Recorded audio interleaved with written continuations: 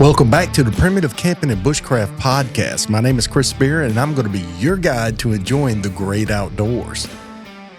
Have you ever wondered how to turn the simplest of, natural resources like leaves and twigs into a reliable, life-saving cooking setup in the wild?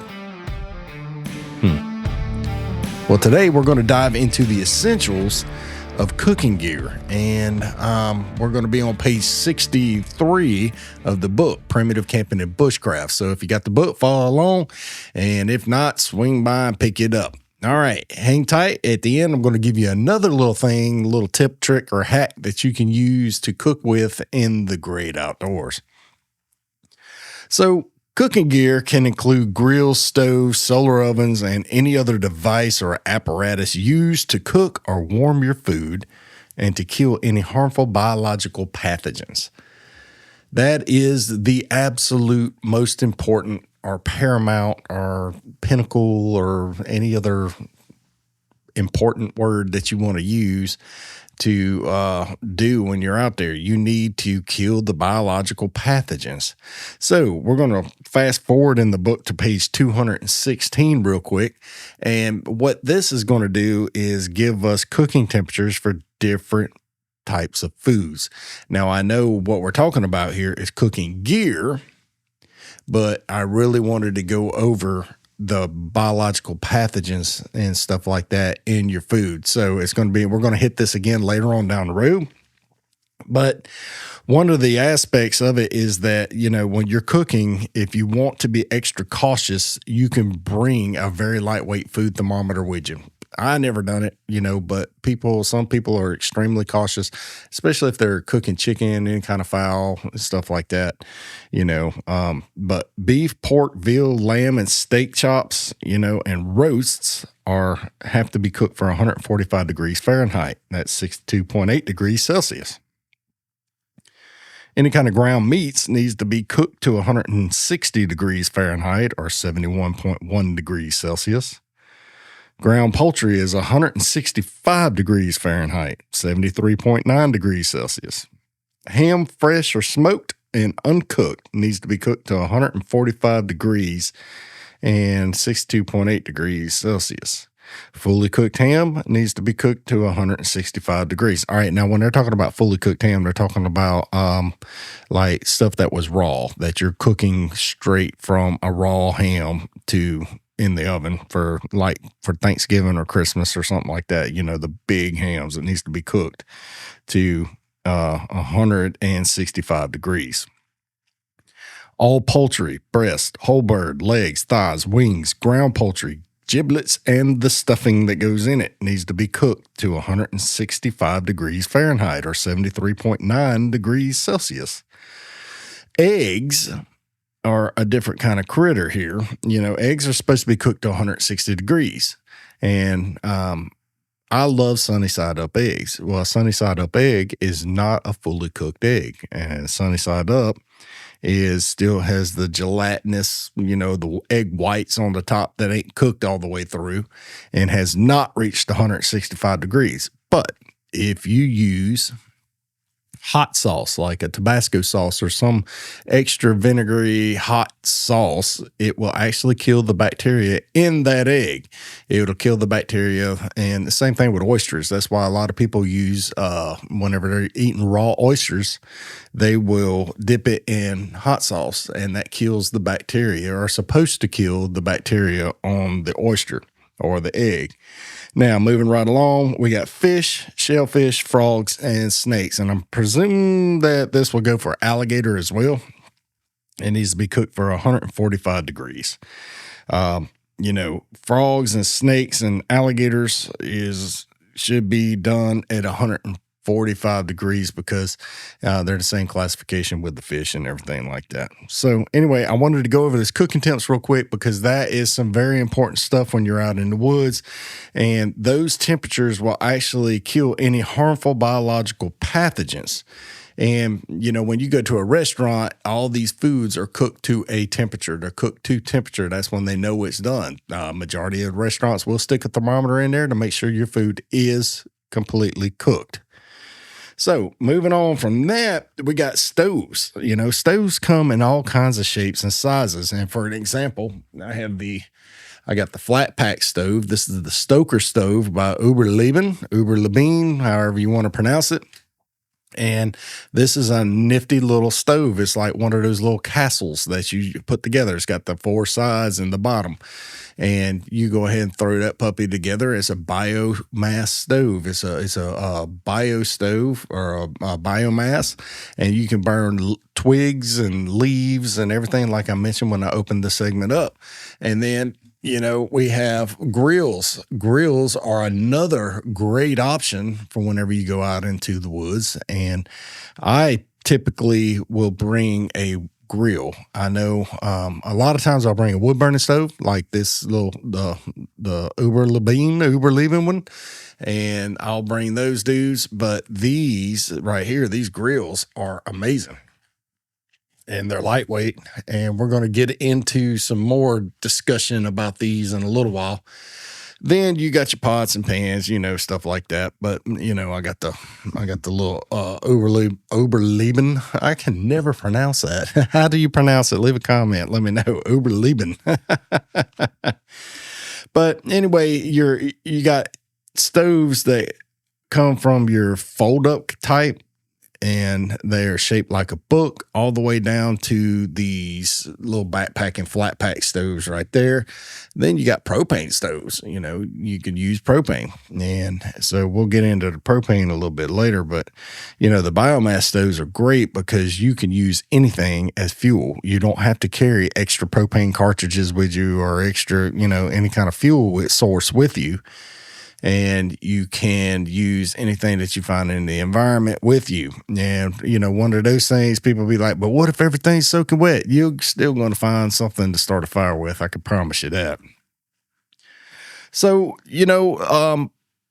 moving from there, let's talk about the grills. And grills are a very extensive part of my backpack.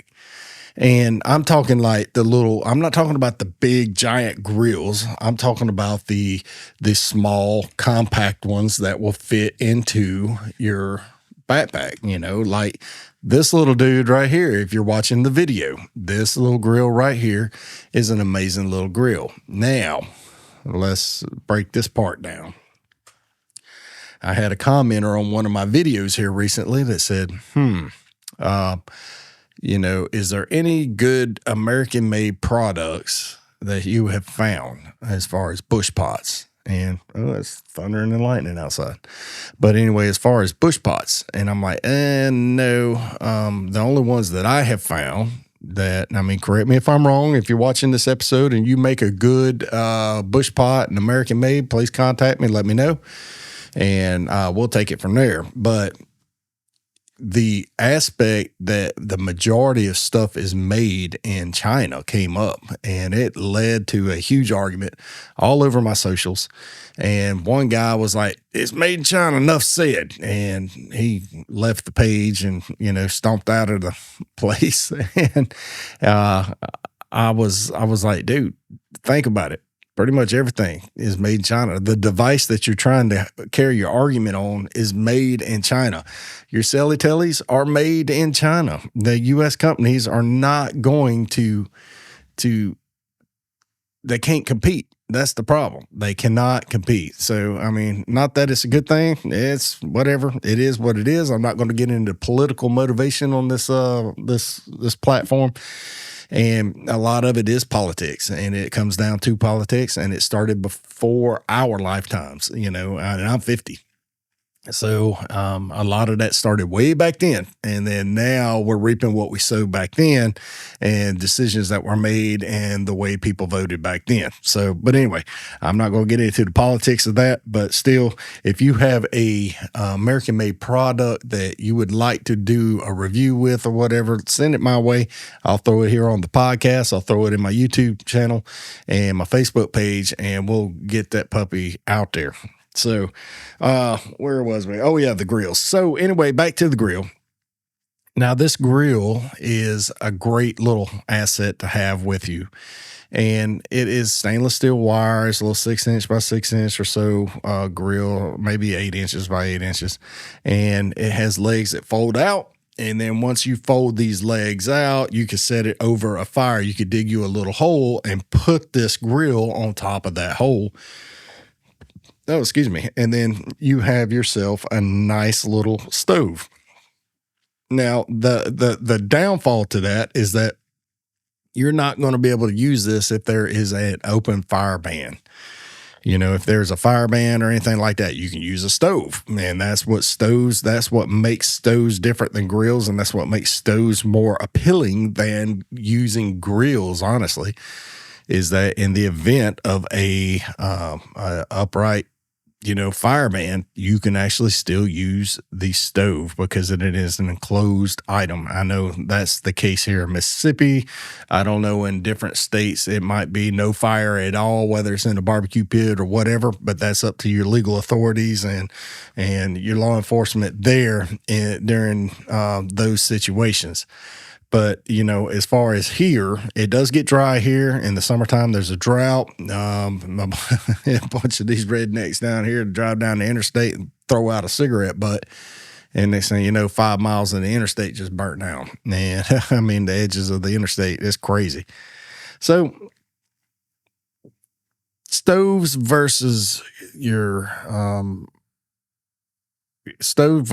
actual grills, there is a comparison there. There is a use for one versus another. Grills are great. You can do everything on a grill that you can with a stove. You can use a grill as a stove. You just put your fire up underneath your grill. That's all a grill is to elevate your food and whatever you're cooking with up off the ground for you to cook with. I mean, it's simple. It's the same concept as working in your kitchen on a stove. All a stove is you put a pot on a fire in your kitchen. Well, the eye of your stove is your fire. It's contained. It's self-contained. It's self-contained on that eye. And it just heats that area up. And when you turn it off, it turns off, But a fire is the same way. All it is a modernized fire. That's all it is in your house where you can cook at any time you want. So, following the folding wood burning stove has been a staple in my backpack for a long time. Then I started not experimenting, but I started taking out like the little grills and then started using the grills. I went on a 2-day kayaking trip. You could check that video out on YouTube here recently with a friend of mine, Dave. And we used this stove right here. If you're watching the video, this stove right here, we used this stove. And we cooked our food on it, and we cooked our breakfast on it, our dinner on it, and we boiled some water on it for our coffee. But that stove right there is what we used. Not stove, but grill is what we used for a 2-day kayaking trip. And we had a blast. It was a great time. I enjoyed it. He enjoyed it, and it worked perfect for what we needed it to do. So when it comes down to these biomass stoves and these grills, you can use anything as fuel. You can use leaves, sticks, twigs. You can use, trash. If you got to use trash, you can burn cardboard or paper or whatever. It doesn't matter, but you can use that to warm up your coffee or cook your food in the event that, that's all you had was garbage. I wouldn't cook plastic up underneath my food or nothing like that. And a lot of people, I can see the comments already. A lot of people's going to be like, oh no, it's going to release all kinds of chemicals in your food. Anyway, next. It kills me, man. So, these little stoves are amazing. Now, they come in stainless steel or titanium, and I'm talking for both. I'm talking for the actual folding stove, the little flat pack stoves, or the grills. Grills are made now in the same way that these stoves are. They're made out of titanium. Titanium is extremely lightweight. Titanium is more expensive, though. And to me, I'm not going to go spend $100 for one of these stoves when I can get one for 30. I'm not going to do it. Yes, it weighs just a little bit more, but I'm not too worried about it. I'm not an ultralight hiker. If you're an ultralight backpacker or ultralight hiker, that might be your gig, but I'm not into that, and I'm not going to do that. So I'll continue doing it the way I've been doing it. So grills have made the same advances as all these stoves. Grills they have ultralight grills. They got the same grill that I have there, which is made out of titanium, and it does the same thing. It's super expensive, but it does the same thing. You can get the little titanium ones that are 4 inches or 6 inches wide like that. Even if you bought the Pathfinder Bush Pot series or the Woodland Camp Chef or whatever it is. If you bought those are like one of the most common variants of bush pots out there. And not that I'm promoting any business or anything like that, but still, it has a stove or a grill inside there that you can use in these pots as an oven. And I've used it before. I made biscuits. I've cooked bread in the woods. Some people's like, why would you do that? Well, I don't know. I thought it was pretty cool to do. So, most of these things I bought at a local department store. Now, there is one grill out there. It's Cooligans, or I forget the name of it. Starts with C. It's always in the camping section of these stores. Comes in, the packaging is green. It's just a little piece of cardboard that folds around. It's Cooligans, I forget the name of it. But anyway, these guys are, these grills that they have are pretty cool. It's like nickel plated or stainless plated. I mean, it could be, chrome plated. I don't know what it is, but anyway, it's just a little grill, and it's like 4 or 5 inches by 8 or 10 inches. And it's got 2 legs that fold out up underneath there. You just fold it. It weighs nothing. It weighs absolutely nothing. You just throw that dude in your backpack. Once you get that dude in your backpack, you head out to the woods. You can do, whatever you're going to do, cook and burn your coffee or whatever. But these little things are amazing. And I've started using those more than anything else.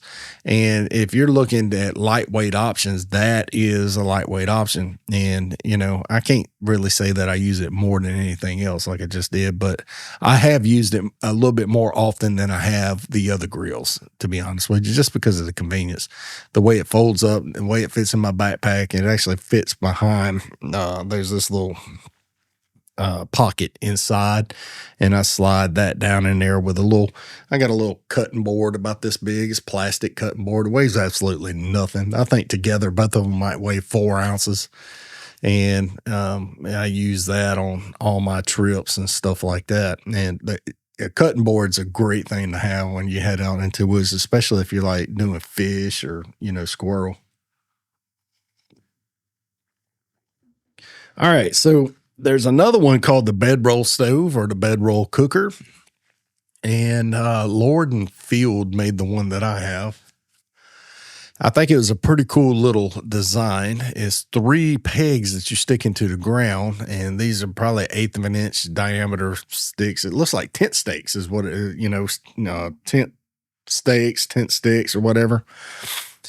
And you push them puppies in the ground, and you hang a grill on it, or you hang a pot hook on there. And you can actually cook your dinners like that. And it swivels on, swivels off the fire, and it's actually a pretty cool thing. And the reason they call it a bedroll stove is because it's in this wax canvas bag. You put your stuff in there, and then you could roll it up, put it in your bedroll stuff, and then attach it to your backpack and head on out. So those things are pretty cool. And I've been using that for several years now, and I really enjoy using those. And it really comes down to, what are you doing? What do you need it for? What kind of camping are you doing? Now, some people are going to be traditionalists. They're going to go out there with just a bush pot, and that's how they're going to cook all their food, and they can make a tripod. They can hang their pot over the fire with a tripod and some string and a toggle. But that's traditionally what I've done, for years and years and years. And, you don't have to have a stove. You don't have to have a grill to go out into the woods. Matter of fact, there's a lot of people will not even bring one of these with them whenever they head out into the woods. Some people probably listen to this episode is like, why in the world would you even bring the stove with you? It's an option. I'm just giving people options. Some people feel more comfortable with a stove. Some people feel more comfortable with a grill. Some people will feel more comfortable with a bedroll cooker. Now, when we get into, we're moving into another situation. Let's say you're doing hiking up in the mountains where there's not much more biofuel, or you're out in the middle of the Arctic or whatever. There's nothing but snow, and you don't have the fuel to burn. That's when the propane stove, or if you just like simplicity and you're not going too far and you're not worried about the weight, you bring a propane stove with you. Now that is perfectly fine. Me personally, I've used a propane stove maybe a couple of times on a couple of trips just for the convenience, but I never, it is bulky as far as the container and the stove. But now the stoves are getting kind of small, and, pretty soon, they got them to where they're about 2 inches by an inch and a half, and or in some cases an inch wide. And they're actually pretty cool, especially JetBoil's got some. Let's see. What is the one that I got? Coleman has one. Sterno has one. And then I know I was at Walmart the other day, and Ozark Trails or Ozark or whatever Walmart brand camping gear has one. It's like $14, and they're really compact little stoves. And these things are pretty cool, and my wife loves them because in the wintertime, we leave it one on the kitchen counter.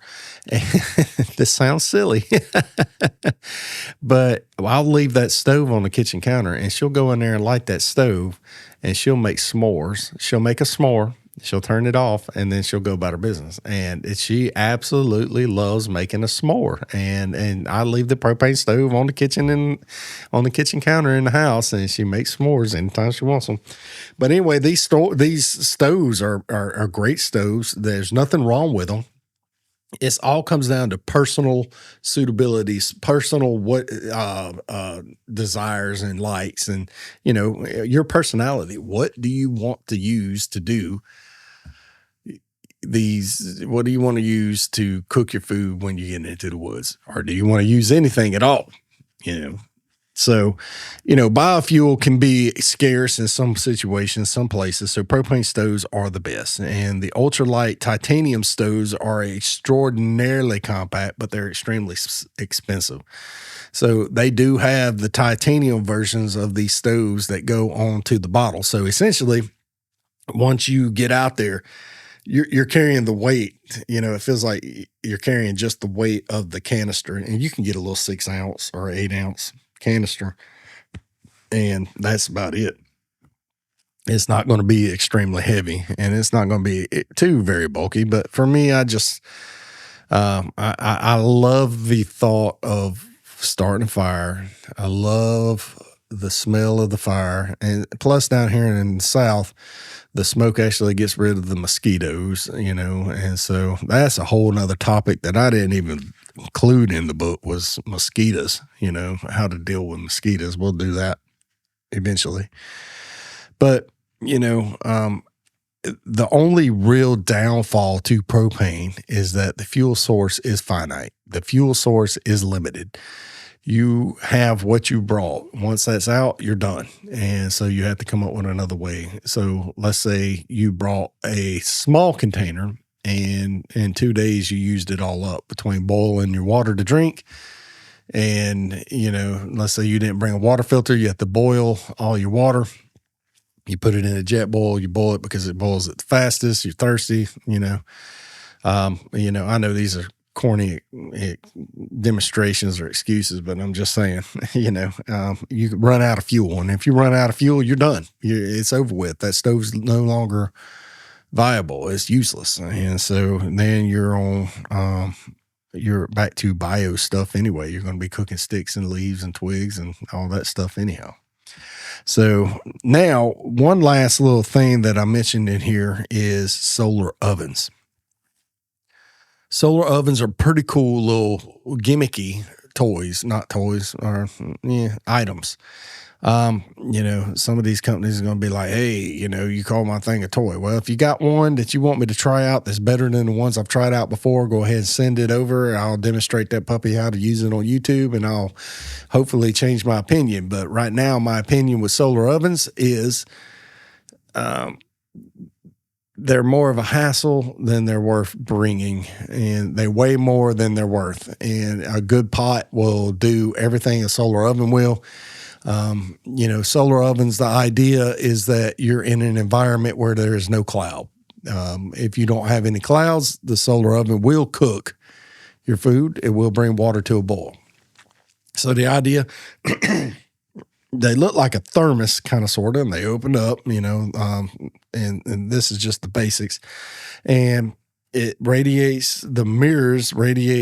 focalizes all the sun's rays to a point, and it cooks the food inside there. And, or it brings your water to a boil. And, but the problem with that is that if you can't start a fire with a magnifying lens on any given day, you cannot cook your food in a solar oven. So, the advancements on that, still got some ways to go, but if it's a perfectly sunny day, go for it. That's your job. That's what you want to do. Go for it. I'm not against it. I'm just saying, me personally, I will never have one to bring into the woods because I'm not going to depend on that when I'm out there and about. So, if it's overcast outside, a good rule of thumb is that, like I just said, if you can't start a fire with a magnifying lens, you're not going to get your food boiled or cooked. And that's just facts. So, as I stated before, at the beginning of this show, boy, I got something caught in my throat. So, as I stated before, earlier, that hang tight at the end, I'll give you a little item that you can bring with you, and it helps with cooking. And, a lot of people do this anyway, but a lot of people haven't thought of it. And aluminum foil is extremely lightweight. You can bring a couple of feet with you, folded up, and it compacts down, and you feel like nothing's there. Then you could wrap your potatoes in it, throw it by the fire. You could wrap fish in it. You could cook it. You could cook anything in aluminum foil, throw that puppy right by the fire.